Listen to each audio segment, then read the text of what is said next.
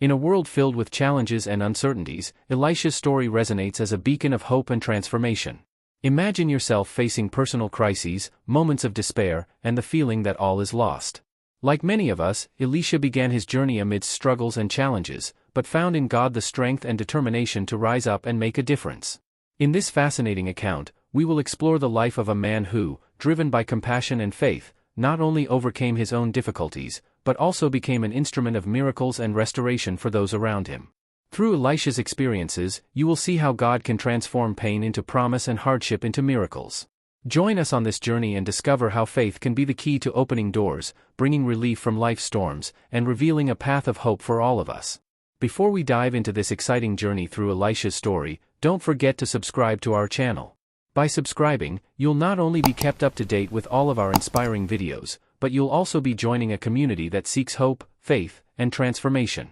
Click the subscribe button and turn on notifications so you don't miss out on any updates. Let's explore together how faith can change lives and bring light to the darkest moments. Now, get ready to be inspired and transform your perspective. Let's get started. It was an ordinary day in the fields, and Elisha, a dedicated farmer, was plowing the land with 12 yoke of oxen. He was immersed in his work when suddenly the prophet Elijah approached. Without saying a word, Elijah threw his mantle over Elisha, a powerful gesture that symbolized the transfer of his ministry. Elisha understood immediately. He was being called to follow in Elijah's footsteps and become a prophet. Elisha, surprised, left the oxen and ran after Elijah. He asked only to say goodbye to his family, to which Elijah agreed, saying, "Go and come back, for you know what I have done to you."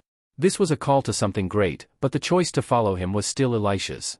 Upon returning home, Elisha made a definitive decision. He sacrificed the oxen he had been working with and used the plow to make a fire.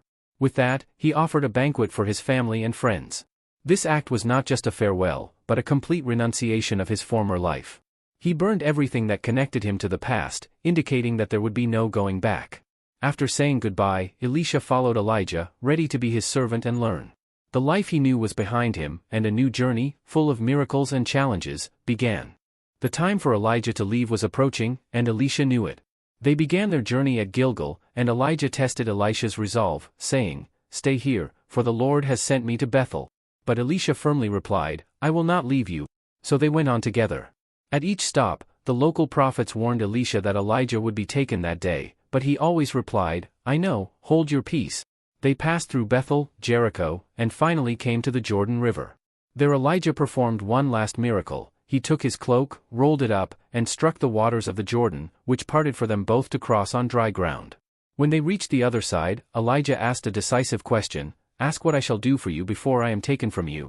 Elisha boldly asked, "I pray, let a double portion of your spirit be upon me." Elijah said his request was difficult, but he promised that if Elisha saw him being taken away, he would receive a double portion. Suddenly, a chariot of fire, drawn by horses of fire, appeared and separated the two. Elijah was taken up into the sky in a whirlwind, and Elisha, seeing the scene, cried out, my father, the chariot of Israel and its horsemen." As Elijah disappeared, the mantle that symbolized his authority fell, and Elisha picked it up. Now Elisha had proof that he had received a double portion of Elijah's spirit. He returned to the Jordan River, touched the waters with his mantle, and they parted again, confirming that God's power was upon him. From that moment on, Elisha assumed his master's mission, ready for the challenges that lay ahead. After taking on the mantle of Elijah, Elisha continued his mission and arrived at the city of Jericho. Despite being a well-located city, there was a problem that threatened its survival. The waters were bitter and made the land unproductive, causing infertility and disease. The residents, aware of the power that Elisha now held, approached the prophet, saying, "The city is good, as you can see, my lord, but the waters are bad and the land is barren." The desperation in their words was clear, because without pure water, life in Jericho was compromised. Elisha, confident in the power of God, did not hesitate to help. He asked for a new bowl to be brought to him and for salt to be put in it. At first glance, it seemed like a simple and even strange solution. After all, how could salt purify the water and heal the land? However, Elisha knew that the miracle was not in the salt, but in the power of God that would act through that gesture. With the bowl of salt in hand, Elisha went to the spring of water, the heart of the problem. In front of everyone, he threw the salt into the water and proclaimed with authority, "Thus says the Lord, I have made these waters whole, there will be no more death or barrenness in them." And immediately, the miracle happened. The waters became pure and the land became fertile again. What had previously brought death and infertility now brought life and abundance. The city of Jericho was restored, and the people witnessed the power of God working through Elisha, confirming that the prophet carried the authority and spirit of Elijah. This miracle not only saved Jericho, but also reinforced that Elisha was an instrument in the hands of God, destined to continue the work of his master and perform great deeds in the name of the Lord. Now that you have heard this powerful story about Elisha and the purification of the waters of Jericho, we want to hear your opinion. What did you think of the way Elisha responded to the challenge? Do you believe that small acts, like throwing salt into bitter waters, can really bring about meaningful change? How does this story connect with your own life and experiences? Leave a comment below and share your thoughts with us. Your perspective is valuable, and we'd love to hear how this story impacted you. Let's chat. Elisha, now a respected and recognized prophet after the ascension of Elijah, was traveling from Jericho to Bethel. During this journey, as he was making his way, a group of young men approached him. These young men, full of insolence and disrespect, began to mock Elisha in an aggressive manner. "Go up, bald man. Go up, bald man." Their words were not mere provocations, they were a direct affront to the prophet of God, disdaining the authority and mission he represented. Elisha, upon hearing these insults, was deeply disturbed. He knew that his role as a prophet was to carry God's message and act in his name. So, he firmly turned to these young men and cursed them in the name of the Lord. His indignation was justified, for they were not only mocking him, but also disrespecting the word of God. At that moment, an extraordinary phenomenon occurred. 2 female bears emerged from the nearby forest and pounced on the young men, attacking them ferociously. The result was tragic, 42 of them were devoured by wild beasts. What might have seemed like an isolated incident turned into a powerful testimony to the power of God and the seriousness of Elisha's calling as a prophet. This episode shocked the community and served as a clear warning. Everyone understood that there were serious consequences for those who disrespected God's messengers. From then on, Elisha was not just a successor to Elijah, he established himself as a spiritual leader who enjoyed divine protection, ready to face the challenges that would come his way, reaffirming the importance of respecting spiritual authorities and the message they bring. This story has resonated for generations, teaching about the seriousness of the calling and the respect due to God's work. In a time of great need in Israel, Elisha met a widow in Shunem who was in despair. Her husband had died, and her creditors were threatening to take her children as slaves to pay off the debts. With tears in her eyes, she told Elisha that she had nothing in her home except a small amount of oil in a jar. With compassion, Elisha asked, "What can I do for you?" Then he gave her a startling instruction: "Go and borrow from all your neighbors' vessels. Empty vessels, not just a few." Even though she was confused, the widow followed the prophet's advice and, with the help of her neighbors, gathered several empty vessels. After returning home, Elisha told her to go inside, shut the door, and begin pouring the oil into the vessels. To her amazement, the oil began to flow and filled one vessel after another until there were no more vessels to be filled. The miracle was undeniable. With the jars full, the widow returned to Elisha, who instructed her to sell the oil, pay off her debts, and use the rest to support herself and her children. This miracle not only saved the widow's family, but it also demonstrated God's power and providence in times of need. The widow, with her small jar of oil, became a living testimony that faith and obedience can lead to great blessings. After performing the miracle of multiplying the oil, Elisha became widely recognized for his extraordinary acts. In Shunem, a woman known as the Shunammite offered hospitality to the prophet, building a room in her home so he could rest. Elisha, grateful, wanted to reciprocate and asked his servant Gehazi what he could do for the woman. Upon learning that she had no children and that her husband was old, Elisha prophesied, "Next year you will have a son." The Shunammite, although skeptical, saw the promise come true and gave birth to a boy. Years later, while working in the fields with his father, the boy began to complain of headaches and was taken home, where he died in his mother's arms. Desperate, the Shunammite decided to seek Elisha, learning that he was on Mount Carmel. Riding a donkey, she made the journey to the prophet, determined to seek help. When she arrived, Elisha noticed her distress and sent Gehazi to ask if everything was okay, but the woman said, "Everything is fine." She fell at Elisha's feet and told him about the tragedy of losing her son. Moved by the emotion, the prophet decided to take action. He sent Gehazi to the Shunammite's house with his staff to touch the boy, but he decided to go himself as well. Upon arriving, Elisha found the dead child and, in an act of faith, lay down on top of the boy, placing his mouth, eyes, and hands over his. After praying fervently, Elisha got up and walked around the room. As he lay down on top of the boy again, he began to breathe and finally opened his eyes. The miracle had happened. Elisha called the Shunammite, and upon seeing her, she fell at the prophet's feet in gratitude. The resurrection of her son not only brought joy to the woman, but also testified to the power of God through Elisha. This story reminds us that even in times of despair, faith and seeking divine help can result in unexpected miracles. If you're enjoying our video so far, I ask that you leave your like on this video, so that YouTube will always recommend more videos like this one about biblical stories. During a time of famine in Israel, Elisha was with the sons of the prophets in Gilgal. To satisfy the group's hunger, he decided to prepare a stew. One of the young prophets went out into the field to find ingredients and excitedly brought back some herbs. However, he found an unfamiliar plant, a type of gourd, and cut it up, not knowing that it was poisonous. As he mixed the herbs in the pot, the stew began to boil, but soon the prophets realized that something was very wrong. One of them shouted, "Man of God, there is death in the pot." Panic gripped the group, because the food that was supposed to feed them was poisoned. Everyone looked to Elisha, hoping that he would find a solution. Calmly, Elisha asked for some flour to be brought. He believed that God could change the situation. As soon as the flour was put in the pot, Elisha prayed to the Lord. To everyone's surprise, the stew was purified, becoming safe and tasty. Elisha then instructed the men to help themselves, and they enjoyed the meal. This miracle not only saved their lives, but it also strengthened the faith of everyone present. The story reminds us that even in times of crisis, trusting in God can bring transformation and unexpected blessings. Elisha showed that with faith in action, God can restore and purify any situation. Elisha's fame as a prophet of God grew with each passing day, attracting people seeking help and hope. One day, while he was in Gilgal, a group of prophets gathered for a meal. However, the situation was alarming. There were only 20 loaves of barley bread and a few ears of grain, too little to feed all the men present. One of the prophets, concerned, asked Elisha how they could possibly feed so many people. Elisha confidently asked for the bread to be brought. Despite the scarcity, he knew that God could do the impossible. After receiving the bread, Elisha had everyone sit down. He then lifted the bread, said a prayer of thanks, and asked his servants to distribute it. To everyone's surprise, as the servants served the bread, the amount seemed to multiply. Everyone ate until they were satisfied, and by the end of the meal, 12 baskets full of leftovers had been collected. This miracle not only satisfied the prophet's hunger, but it also showed the power and generosity of God. The story teaches us that when we offer the little we have to God, He can multiply it and transform it into abundance. Elisha's faith is a powerful reminder that even in times of need, we must trust in God's power to provide. Naaman was a respected commander in the Syrian army, known for his victories, but his life was marked by tragedy. He suffered from leprosy, a devastating disease that isolated him from society.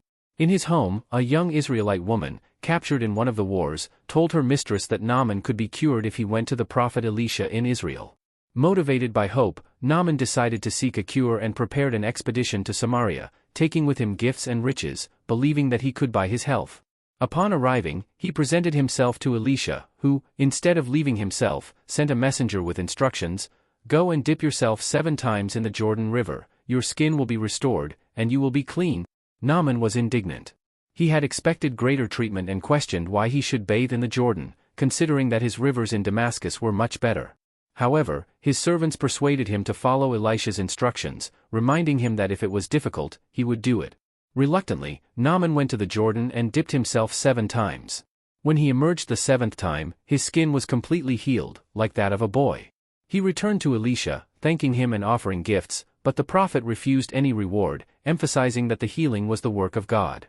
Naaman, now healed, declared, "Now I know that there is no God in all the earth, but in Israel." He asked to take some of the land of Israel with him as a symbol of his new faith. This story illustrates that with faith and humility, we can receive the healing and transformation that God offers. After performing many miracles, Elisha became well known throughout Israel, and his faithful servant Gehazi accompanied him on all his travels. One day, Naaman, the Syrian commander who had been cured of leprosy by Elisha, returned to offer gifts in gratitude. However, Elisha refused any reward, claiming that the cure was a gift from God.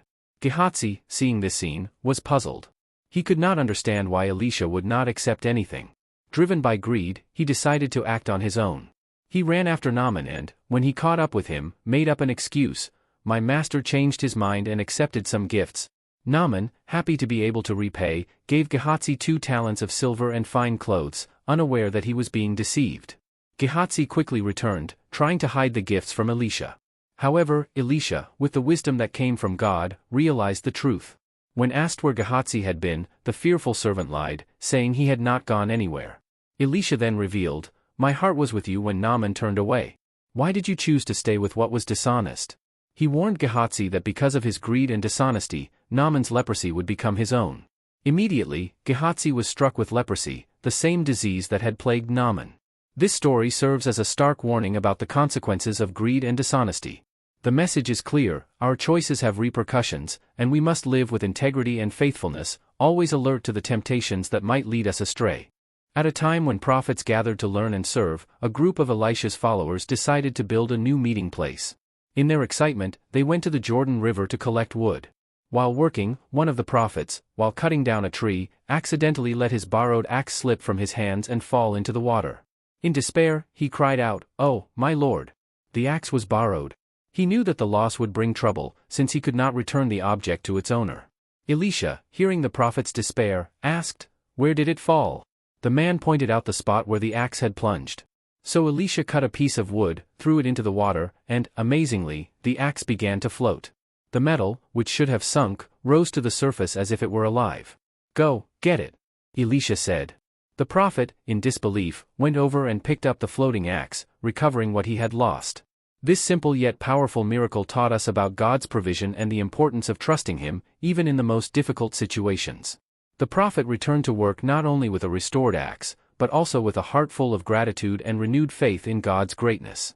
During a time of great tension in Israel, Elisha continued to serve as God's messenger, warning the king of the Syrians' plans to threaten the nation.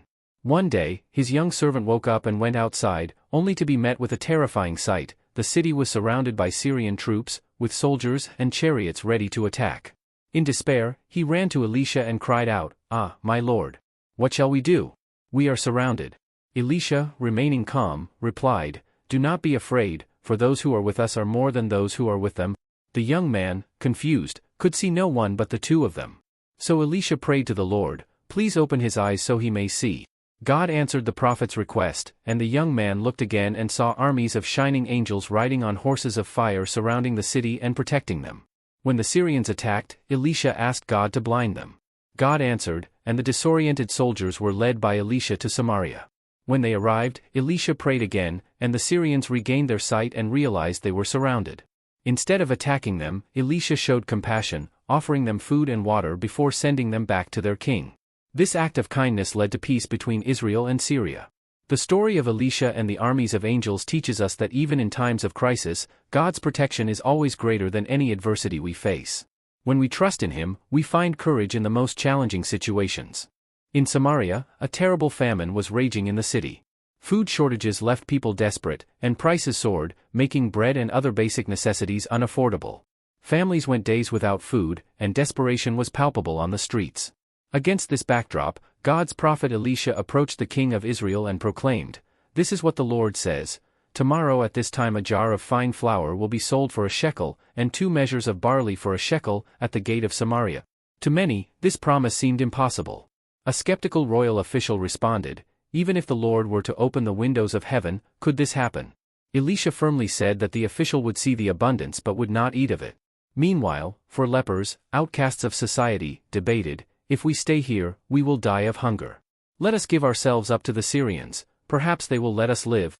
They went to the Syrian camp and, to their surprise, found everything abandoned.